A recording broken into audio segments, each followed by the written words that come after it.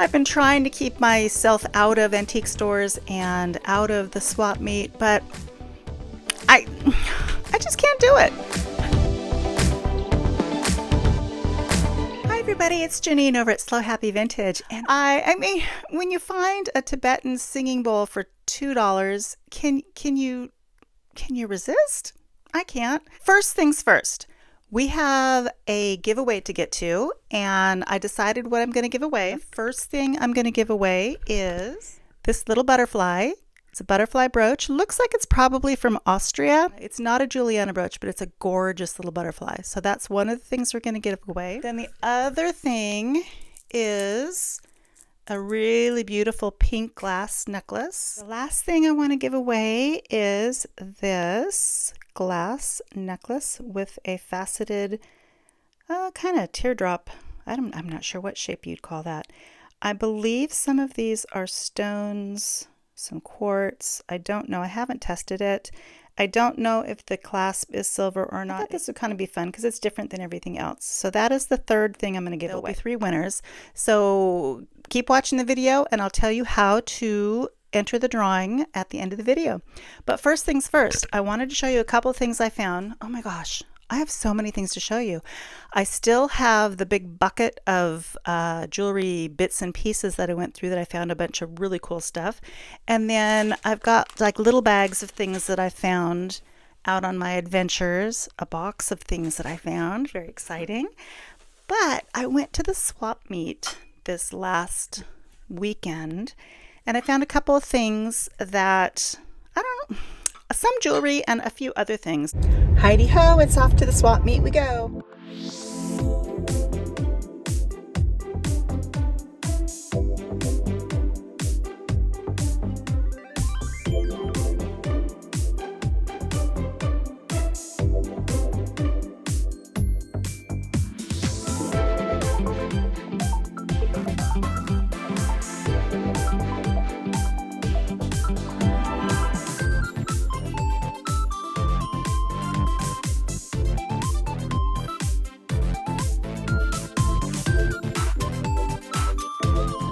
What? My avocado guy was there, but I didn't need any avocados.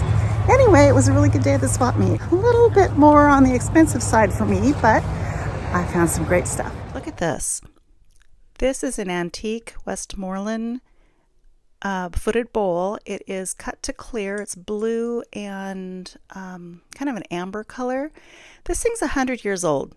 And it originally was made to be a mayonnaise serving jar in the 20s, but it's in gorgeous condition.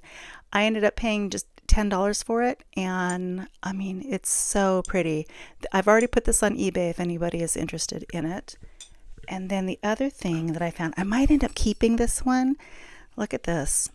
I don't know the pattern on this yet, but it's got a very gently fluted top. It's a vase, and it is pink depression glass. Actually, I think it's probably earlier than depression glass. I need, oh wow, is that a monogram on it?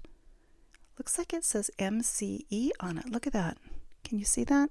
MCE or CME? I'm gonna have to look that up. Oh, it's so gorgeous. I found a lovely little beaded evening purse made by DeLille in Hong Kong. And this little evening bag is in excellent condition. This was only $2. This is the jewelry I found. In addition, I've never found these out in the wild. I've seen a lot of vintage antique people find them in other parts of the world, but I've never found these. I found a bunch of rose medallion plates. I am not tremendously familiar with these, other than I know that they're very old, they're hand painted, they're just beautiful. Not really my style, but if you have an Asian influence style aesthetic, beautiful, beautiful plates. I found 5 of the big plates. Cup and saucer. Look at the cup. It's all hand painted. It's just beautiful. It was a rice bowl, a larger serving bowl. It's got the old marks on it. I'm going to have to do more research. I did list one of the plates on eBay just for fun. I think these have the older marks on them because there was a resurgence in popularity of these So there are more modern ones, but most of the ones that I have either say decorated in Hong Kong or just have Chinese marks on them. If any of you are familiar with these plates and want to shed some light on some of them, that would be fantastic. And then I found like a couple of miscellaneous small plates. So very exciting. And then I also wanted to give a shout out to one of my viewers, Lee. Thank you so much, Lee. Lee found a Juliana set that she found two Juliana sets. She bought one of them and she wasn't going to buy the other one. So she asked if I was interested in it. And I was. And here, let me show it to you. This is the necklace and earring set that she found for me. The necklace is missing one navette, which I will be needing to repair. But look at how gorgeous that is. I've not found a Juliana necklace, so this is a new thing for me. And I will put that in my collection for a little while, at least until I can locate the parts to repair it. And it will probably end up going on eBay. I'm not sure though. I have a hard time parting with some of these things. But I can't keep them all. So as time goes on, more and more ends up listed on eBay. Ready to get to jewelry? Let's do the swap meet stuff because it's fresh in my mind. All right, let's turn the camera around. This first little batch of jewelry that I picked up was actually from the same lady who sold me the Asian dinnerware. I paid $10 for the Asian dinnerware, and then I asked her if she had, I didn't see any jewelry, so I asked her if she had any costume jewelry, and she said, yeah, I do. I didn't put it out. So she went and she got it out for me, and I picked up these things. I ended up spending $20 on these things. This right here is just a gorgeous little brooch. It is not missing anything, not signed, but blue sparkles, couldn't resist that one. This one's a Weiss. It's pretty common design, but the blue, the AB blue, is just gorgeous. It is signed Weiss right there. This one I believe is a Hallmark piece. I just thought it was interesting. I didn't look anything up. I was just going off of style and desirability, and I thought that one was kind of a fun little piece. This guy is is he a duck? He's a duck with a top hat, and he's a jewel belly. He's made out of pot metal. He is signed. He's got a little S inside of a star here. I don't know what that mark is. I'm going to have to research that. But he is missing a baguette right there. I'll have to fix him. But he's 1940s-ish. Then these earrings are articulated. I don't believe they're marked. No, I don't think they are. But like I said, I always just kind of put a pile together and then we talk about price. So I threw those in the pile. This one she just ended up giving to me. He is actually missing, I don't know if he's missing enamel. I think that's enamel on his eye. So I'm not quite sure what I'm going to do with him yet. Then this is a sweater clip, probably from the 50s, also not marked. And this one is a little confusing to me. I know it's older. I know it's probably from the 40s, but I'm not sure. And I think there's a mark right here. I think at first glance, it looks like a Phrygian cap to me, which would make this Boucher, but wait a minute, what is this over here? I am not sure what that mark is. I'm going to have to get some better magnification and take a closer look at this piece. It's really, really pretty though. Okay, so that was the $20 lot. And then this one right here, I paid a total of $28 for, and there's some pretty special things in here and some not so special things. Okay, so this was nothing real special. I just thought it was kind of unusual. Also missing a big old navette right there. These are lucite. Not a whole lot to say about this. It's not marked. It's very well constructed, but it does look like a bit more of a modern piece. I mean, still vintage, but more modern vintage. That was just $1. And then this one, I was hoping this was going to be a Kenneth J. Lane, but it is not marked. If it were marked, it would be marked on that little dial right there, but there's no marking on it. It's just a nice chunky bracelet from probably the 80s or 90s. Still wearable today. The chunky stuff is coming back. And then this guy, I think, might be bakelite. I'll test that in a minute. It's got lots of chunky, yucky glue on it though. So I don't know if somebody added that pin later or what, but we're going to test that. Okay, so this was my favorite place. Am I forgetting something? I thought there was more than this in here. So you probably recognize a few things in here, or you might recognize a few things in here. This is not marked, but I just thought it was just exquisite. I don't know what these little nubby things are made of. It does have a lot of kind of corrosion on the pin clasp. I'm going to try to clean that up. It's not verdigris. It just looks like, it looks more like rust on that. But nice older piece.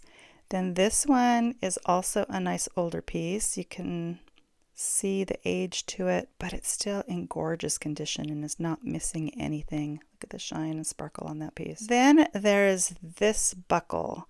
I love this buckle. If you look closely, these are just little formed glass flowers stuck around a head pin and wired into the back. I'm thinking that this is probably Czechoslovakian just because of the style and the design of it and the materials used. It's just beautiful. Absolutely love that. I actually have a pair of these earrings. These are Trifari little earrings. They need a couple of rhinestones. I'll go ahead and fix those. Not missing any pearls though. Then these are Germany, signed Germany. They're not signed West Germany. They're just signed Germany. And they are cute little nubby. I'm not sure if that's glass. I think it's glass. No, actually, I think that's like a lucite or some sort of plastic material. And then the little beads all along the sides are glass. It is signed Germany right on the clasp right here. But they were a very interesting design. I hadn't seen those before. And funny, I saw these on a very well-known YouTube site. This person also has a jewelry store, and I think they have them listed for around $50. So I'm not going to charge $50 for those. These are originals by Robert. They are in really good condition. Miriam Haskell, Hattie Carnegie, originals by Robert.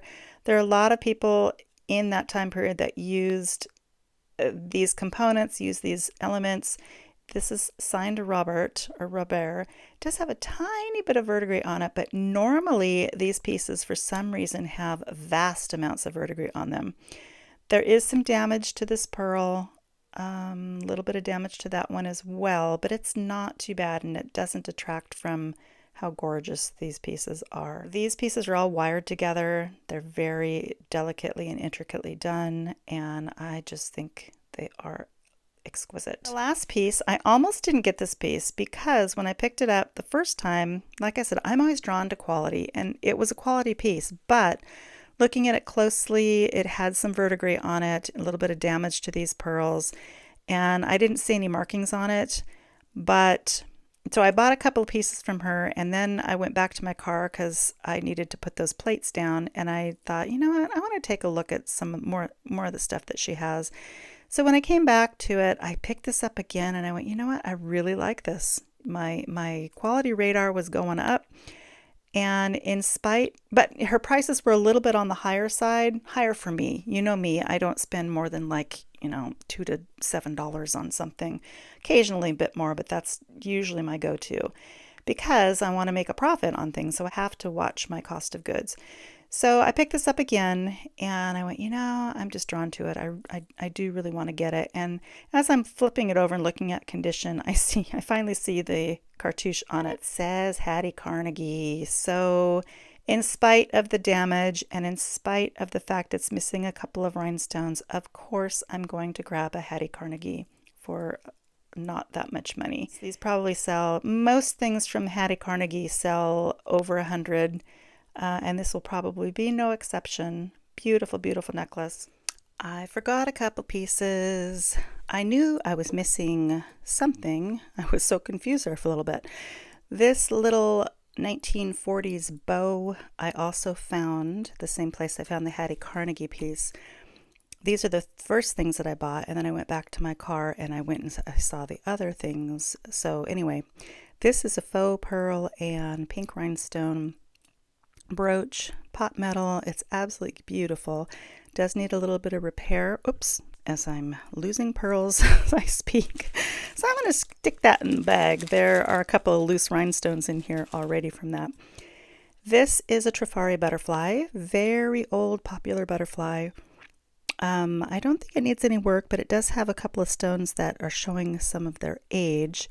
It is marked Trifari, and I just saw that one of these in need of repair along with a single earring just sold for $150 on eBay. So I'm hoping possibly to get that sort of money for this piece. That would be nice. And then the last one is also Trifari, and this I believe is from the Petalette collection. It's got little glass petals encased in metal, also signed Trifari. I also believe this is an Alfred Philippe piece. Really cute little pin. I think it's called a pin when it's under a certain size, and a brooch if it's larger. Like this might be considered a pin and this would be considered a brooch. That's my understanding, but you know, I call pretty much anything with a pin a brooch. So anyway, so that is all of what I found at the swap meet. Now let's test this guy. I'm going to use some Simichrome metal polish on a Q-tip. You can also use a like baking soda paste, or you can use some 409. I think it all has the same little chemical in it that will react with the bakelite. And you're just going to take it on a little Q-tip and pick an inconspicuous spot and rub that on the piece. And then if it's bakelite, if it's not bakelite, it'll just stay pink. If it's bakelite, it will turn that color. So it's kind of like a sooty yellowy brown color. The black bakelite doesn't test as well as the colored bakelite. All right, that is all I found at the swap meet. Tell me in the comments, what was your favorite piece? Oh, we got to get to the giveaway. So let me show you the things again that we're going to give away. Here's the butterfly. Cute little butterfly. I think this is probably Austrian made. And here is the pink glass necklace. Lots of faceted beads, kind of some satin beads, some kind of swirly beads. If I had to guess, I would say this is check glass. And we've got, what are we going to call this? The stone necklace, the stone pendant necklace. So those are the three things. Now, the 3 ways to win. The first way is I'm going to pick a number between 1 and 100, and the first person to guess that number will be the first winner. And the second way to win will be leave me a comment telling me what it is. Why do you like vintage and antique jewelry? Why is it that you collect it? So that's the second way. And then the third way, what was my third way going to be? I think I'm just going to do a random, I'll just do a random randomizer thing. So 3 ways to win, 3 winners. I'm going to probably leave the contest open for about a week. And this, again, is celebrating our 1,000 subscribers. Thank you so much for subscribing. And if you're watching and you haven't subscribed, please consider doing so. Please consider doing so.